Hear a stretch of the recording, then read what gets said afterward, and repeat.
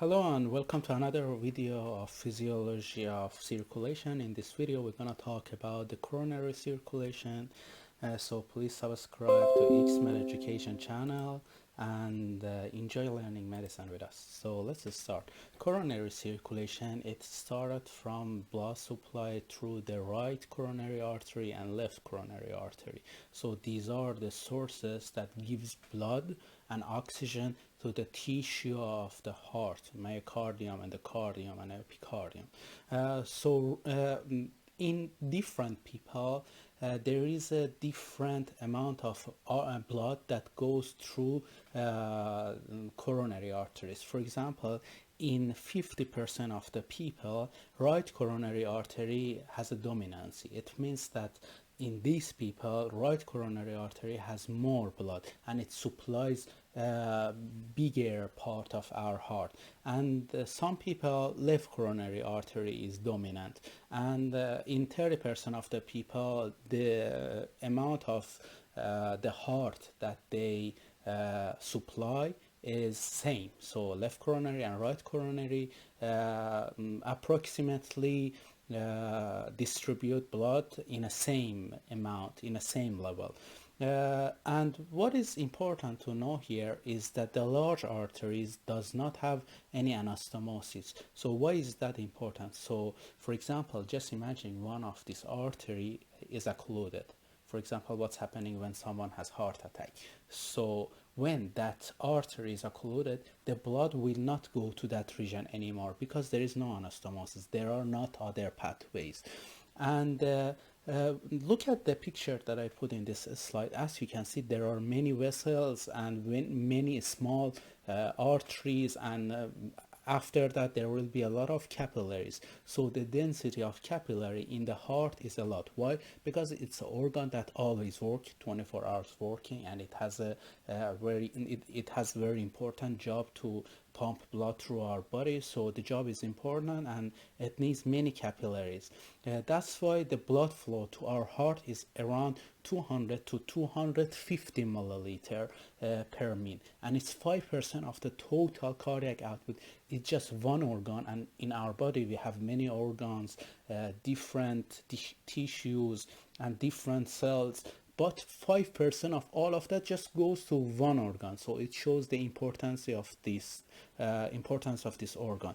But the oxygen volume that gained by the heart is constant and it's around 110 milliliter of oxygen per liter of the blood, and that's always 110. It does not change. Why?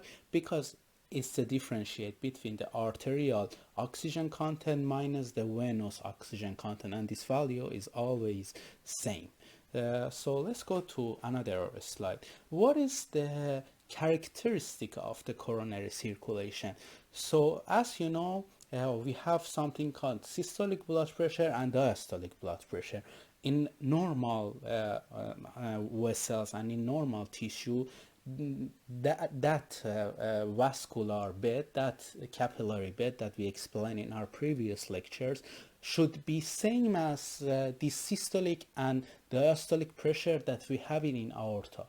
So most of the capillary bed, they have this mechanism. However, in the heart it doesn't like that. It doesn't follow this rising in a systole and falling in a diastole. Why? Because of the compression of the heart. So imagine this heart supposed to work, so it contracts. When it contracts, they compress these coronary vessels. So when they compress these coronary vessels, the blood cannot go through them. So the blood that goes to the coronary arteries depends on two factors. First, perfusion pressure in the aorta. So what is the perfusion pressure in the aorta? It's according to the afterload, it's according to the total peripheral resistance. And the second thing is the extravascular compression from the ventricle by itself. So when they contract, they put a pressure on the coronary vessels. And in the coronary circulation, blood flow is described as a phasic behavior. Why? Because of this compression. This compression doesn't let them to be like diastole decrease and systole increase. So look at this imaging and look at this figure. As you can see, here is 80 milliliter of the mercury. So it's when that the aorta, like the aortic valve open and let the blood to go to the aorta, from the ventricle go to the aorta, and here is 120. And if you remember, at 100 millimeter of the mercury, the aortic valve close and the pressure start to decrease. So it goes from 80 to 120, and from 120 again to 80, and this part called diastole and systole and diastole. The part that I show in purple, it's I don't know, it's pink or purple, it's isovolumic contraction, and the one that I show here, which is yellow, it's isovolumic relaxation. So we're gonna talk about this. And these are the two structure. One of them is for left coronary artery and the other one is for right coronary artery. I'm gonna go to the detail about these two in our future slide. So first let's talk about the left coronary artery. What is important to know about the left coronary artery? They are mostly give blood to the left side of our heart, which means left ventricle, and left ventricle is the most powerful part of the heart. Why? Because they want to send the blood to the whole body. So because of that, they put more compression on the left coronary artery. So the muscle in the left ventricle are stronger, so they put more pressure on the left coronary artery. So blood flow, as you can see here, reverse transistently in early systole. As you can see here, it's like a bit decreasing in the flow of the blood to the left coronary artery because of this isovolumic contraction. So there is isovolumic contraction. That contraction is happening, pressure is rising, but still there is no blood going to the aorta. So the compression doesn't let any blood to go to the aorta and subsequently to the left coronary artery. So you can see a small, like huge decrease here in the amount of the blood that goes to the left coronary artery. And after that, aortic pressure start to increase, but as you can see, there is some amount of blood that goes to the coronary artery, but it's not the maximum amount because of the compression. However, in the end of the systole, there is isovolumic relaxation, which means that still the pressure of the blood that goes to the aorta is high. There is pressure, but that compression because of the contraction disappear. Why? Because now the heart is going to the diastole again. So as you can see, there is a huge amount of the blood flow to the left coronary arteries. I hope that it was understandable. So in early diastole, when these ventricles are relaxed, no compression, and blood go to the coronary arteries, and that's it. So 80% of the total left coronary blood flow occurs during the diastole. As you can see, look here, the diastole is the blood flow during the diastole, early diastole, not late diastole. Here is the late diastole, when the blood will go back to the systole again, and here is the early diastole. So after isovolumic relaxation, the huge amount of the blood will go to the left coronary artery. But how is it in the right coronary artery? Right coronary artery just want to give blood to the pulmonary vessels and to the lung. The distance is not like the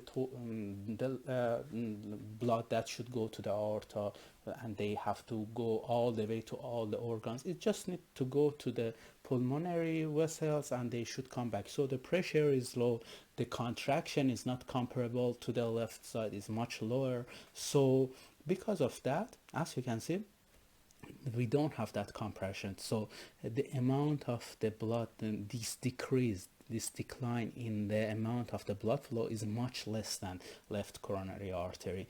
And during the systole, because the contraction is not that strong, so they can't go very high, but the compression is also not very high, so they let some blood to go. So as you can see here, the blood flow in the systole is more than the blood flow in the diastole. So and it's all because of the less tension on the right side of the heart, because there is no occlusion of the compression of the ventricle. So what's happening in the tachycardia? During the tachycardia, the time that I spent in a systole is the time spent mostly in the systole, and the period of the diastole decrease because heart need to contract. So diastole gets shorter and the number of the systole will increase. So as we know that most of the blood here goes during the diastole, so less blood goes to the coronary and goes to the coronary arteries and perfuse that arteries. And because of that, in a physiological condition, we're gonna have shorter diastole, but this our heart need to compensate it somehow. So the compensation happening through the increasing in the size of the coronary vessels. How? With the metabolic materials such as carbon dioxide, or for example decreasing the amount of the oxygen. So there will be a rise in the diameter of the vessels. We're going to talk about it in our future slides. So regulation of the coronary circulation, you guys already know these from the lectures on the Bailey's effect and on the auto-regulation that we had in our previous lecture. I hope if you didn't watch that, please go and watch it. It's in the same playlist. So the first thing that we have is myogenic regulation, or Bailey's effect. This myogenic regulation is very, very, very important in case of the vital organs, as heart. For example, just imagine they brought a patient to the hospital and the patient had an accident, and there is some hemorrhage, there is some blood losing in that person. So the patient is losing blood, so the pressure comes down. When the pressure comes down, it means that in all of the organ in our body there is less blood to go there. But like in vital organs, there is a system called autoregulation. This autoregulation help the blood to stay in a constant range. So when it's stay in a constant range, it means that in other places there is a crisis. But for the heart, everything is in a normal range. So they help the vital organs to stay alive more than other organs. So they relatively, as you can see, blood pressure is between 60 to 160 milliliter. The second factor that controls the circulation is the metabolic regulation. And this is very, very, very important in case of the heart. Why is it important? Because this is the major factor that can understand that we have tachycardia, our heart is working more, it needs more blood, the vessels should dilate, the more blood should go to the heart. So how they understand? For example, they understand from the level of oxygen. If the oxygen level decrease, it means they need to do vasodilation. If adenosine extracellular increase, it means they need vasodilation. If pH decrease, why pH decrease? Because muscle cell, they will make lactic acid. Lactic acid is acidic, so they decrease the pH. So if their activity increase, they make lactic acid and they decrease the pH. And if the ATP decrease, so when ATP decrease, it means that the muscles, they use their energy and they already use all the ATPs that they had. So when the level of ATP decrease, vasodilation happening. If the carbon dioxide level increase, it means that the metabolic activity there increase. If the extracellular potassium level increase, it means that more activity are there and vasodilation happening. And this graph is exactly same as what I explained. So regulation of the coronary circulation. The third factor is the neural regulation. This is important. Then last one. So if they ask you when they increase. So what happened to the heart? That the heart rate increase when we do exercise. When we are doing exercise, our heart should work more to give more blood to our muscle tissue. Total peripheral resistance increase, so heart need to compensate it. How they compensate it? They increase the contractility, they increase the heart rate, the number of the contraction, so they increase the conduction speed, and all of them increase the fatigue inside the muscle. So when we do exercise, you can say that metabolic regulation will help our heart. And second, neural regulation. Also neural regulation during the physical activity and exercise increase. So the sympathetic effect on the coronary circulation is mediated through the alpha-1 receptor on the coronary circulation. So coronary circulation are vessels, and vessels controlled by alpha-1 regulation, and alpha-1 receptors cause vasoconstriction. So when they activated, vasoconstriction happen in the coronary circulation. However, beta-2 receptors are on our heart, on the cell. Beta 1. I'm so sorry. Beta 1 receptors are on our heart, so they can increase the heart rate. But beta 2 receptor cause vasodilation. So when they activated, vasodilation happen, and they can increase the amount of the blood that goes to the heart. So when sympathetic activity increase, heart rate and contractility increase via the beta 1 receptor, so they can activate it, the SA node and AV node, so heart rate increase, the effect on the conduction system, the speed in a pathway increase, and contractility also increase. When the contractility and heart rate increase, the cardiac output increase. Cardiac output is the amount of the blood that go out of the ventricles, and when the cardiac output increase, coronary blood flow need to increase. So when there is more function inside the heart, the metabolic rate increase, and when the metabolic rate increase, there should be some metabolic regulation via the metabolites that we had, like here, and they can cause vasodilation.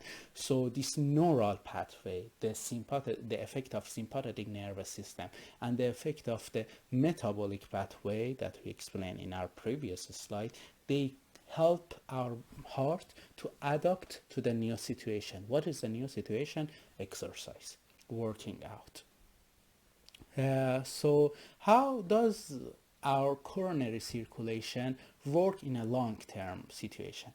So we have, I want to explain you two situations. In one of the situation, you all know that, for example, when we say heart attack, it means that someone was like talking or didn't have problem, suddenly he start having chest pain, and after this chest pain he like fell down and they took him to the hospital. So it means that there was an artery, and for example it has an atherosclerosis, and suddenly this atherosclerosis plaque ruptured and they occlude the whole artery.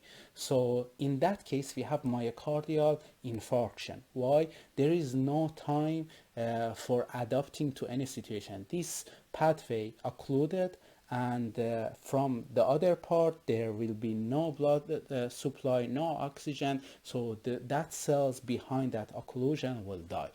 Secondly, in some people, so I told you there is some atherosclerosis when people age or when they have very unhealthy diet. So the atherosclerosis increase, and they occlude this vessel somehow. There are some perfusion, but it's getting much less than the normal amount. So our heart has a mechanism. These cells understand, we don't get the amount of the blood that we want. So there is a factor called vascular endothelial growth factor, VEGF. Vascular endothelial growth factor, as you can see from the name, they cause increase in the production of the endothelial cells. So when this factor release by this ischemic tissue, the tissues that feels that they don't get enough oxygen that they want, so they release VEGF, and this VEGF let the other arteries around that region make a collateral arteries to that region. So from the other arteries, new arteries will build and they supply that region somehow. I don't say it's gonna be perfect like normal people, but this collateral artery can help somehow that our circulation supply that region a bit. So this is how our heart can help us to give blood to the tissue of our heart. So in a summary, so when you are at the exam, if you forget everything about the coronary circulation, you just need to logically understand these mechanisms that I explained here. So when the myocardial activity increase, metabolism increase. When metabolism increase, what's happened? The amount of oxygen in that tissue decrease. When this amount of oxygen in that tissue decrease, they cause releasing the nitric oxide. So you have to understand in that when oxygen level decrease, nitric oxide release from the vessel to cause vasodilation. Adenosine release because ATP decrease. They cause vasodilation.